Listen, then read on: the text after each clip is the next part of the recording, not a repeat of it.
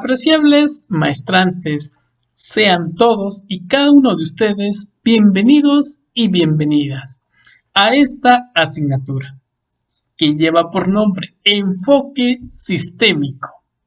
Hoy estaremos abordando dentro de esta videocápsula de la unidad 1 con el tema Familia y ser humano como sistema.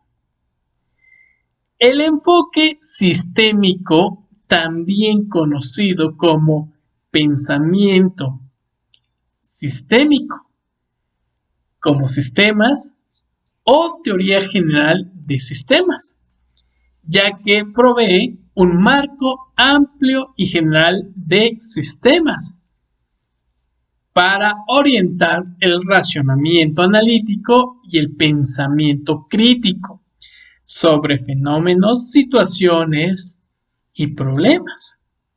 Tiene sus fundamentos en una amplia gama de campos, incluyendo la filosofía, la sociología, las matemáticas, la antropología, la economía, la ingeniería, la administración de negocios y sobre todo la psicología.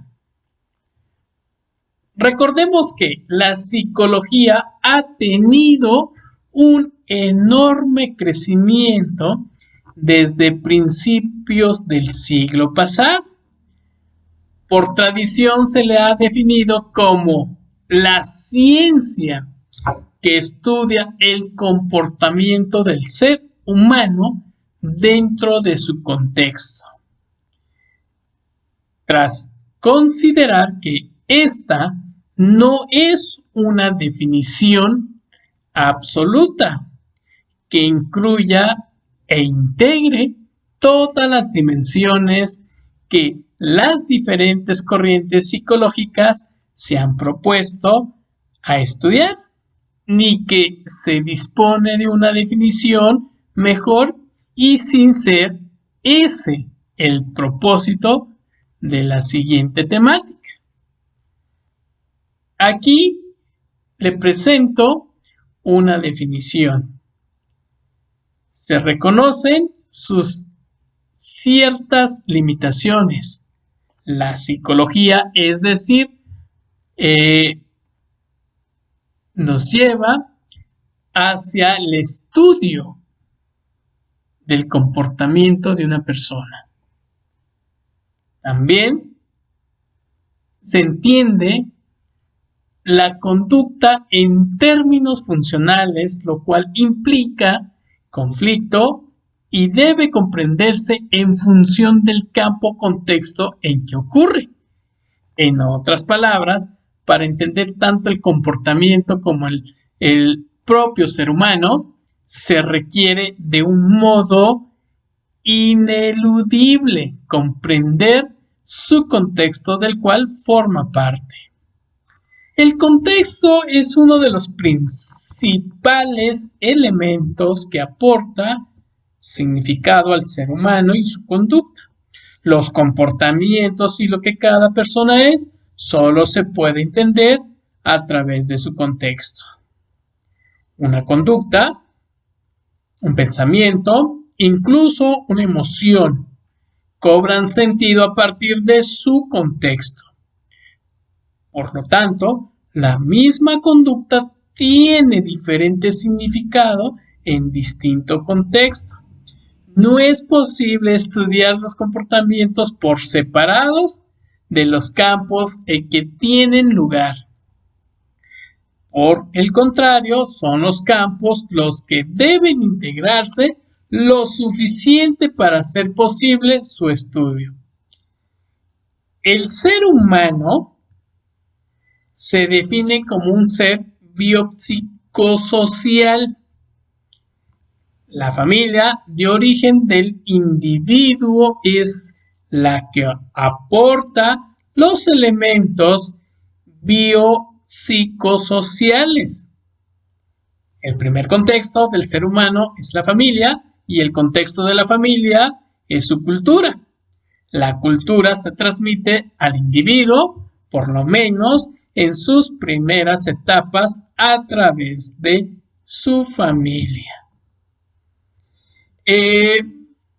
La familia es un sistema que trasciende los límites de las personas aisladas.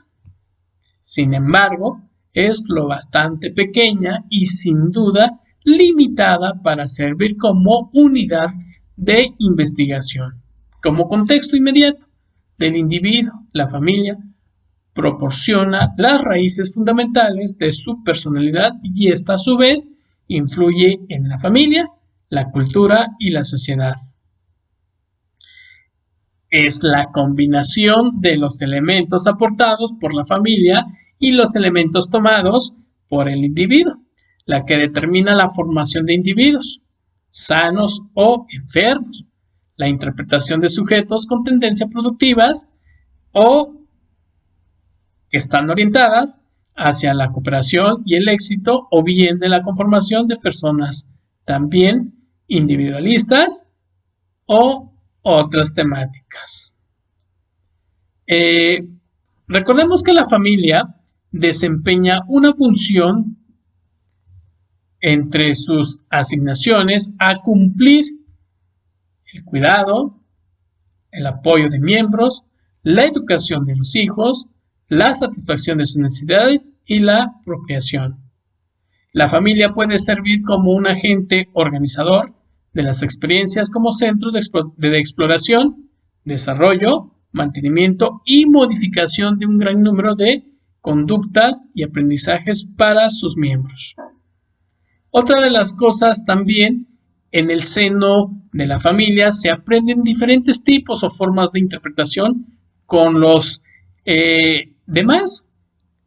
También se aprenden desde varios planos como el verbal y el no verbal, a partir de los cuales se elaboran inferencias o suposiciones acerca de la forma en la que los individuos extraños o bien los próximos o los mayores, así como las personas del mismo sexo y las del género opuesto. Por otro lado, el ser humano aprende valores y creencias indicativas del tipo de valor que debe guardar hacia las personas y el valor que puede asignarse a sí mismo. En este caso, el autoestima, autodesprecio, egoísmo, individualismo son las relaciones con los demás miembros. Altruismo, cooperación, indiferencias. Bueno, en consecuencia, según sea el papel y hasta cierto punto asumido por el ser humano y que éste desempeña en mayor o menor medida y se conforma una idea de sí mismo. También no olvidemos que el ser humano realiza ciertas funciones, trabajos, intervenciones, investigaciones, entre otras situaciones o también, por qué no decir, problemas que van desde ciertos contextos, ciertas en el desarrollo, por qué no decir también, y sobre todo desde la incapacidad para poder concentrarse, para poder llevar a cabo ciertas posturas extremas y parciales y que causan conflictos, entre otras cosas. No olvidemos entonces como base la información que reciben mediante ciertos